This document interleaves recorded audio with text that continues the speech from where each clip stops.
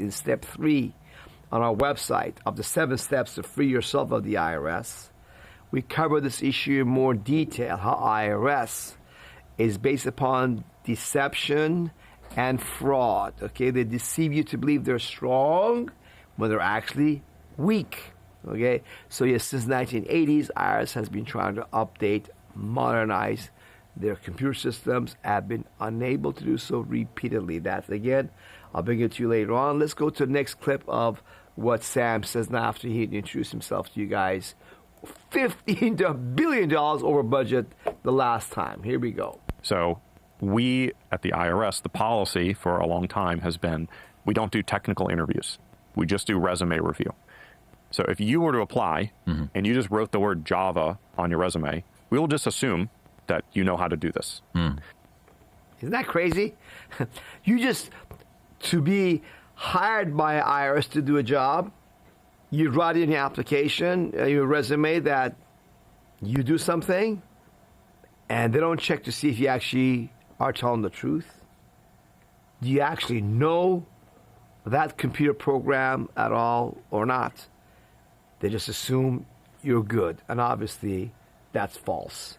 Okay, people lie, and when you get the job, oh well, you're already in. You can't get rid of you, as you'll see how difficult it is to get rid of IRS employees in just a minute in the federal government. The challenge, though, and I'll just walk you through the process why this is such a problem. At the IRS, we have 6 job openings, right? And as a point of comparison, if you wanted to hire somebody, you would write up the job description. This is what you do. You post it. You interview those people. You decide if you want them. You hire them or you don't hire them. It's not like that here. So let's say you want an engineer who specifically does this one thing. Well, you send it to the HR team. They decide if it matches one of the existing, they call them PDs, position descriptions, I think. If it matches one of the existing approved PDs, which in the case of our current hiring pipeline, many of them did not. And so they ended up getting posted with some fairly generic thing.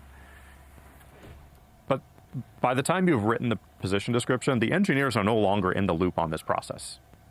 So it gets handed off to a mid-level person in HR.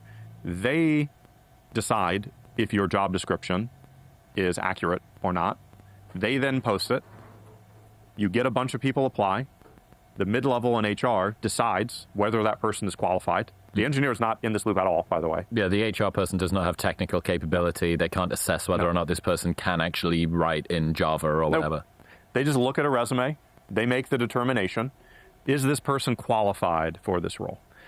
And then eventually, this person, the engineer, will finally get like a packet of PDFs to review.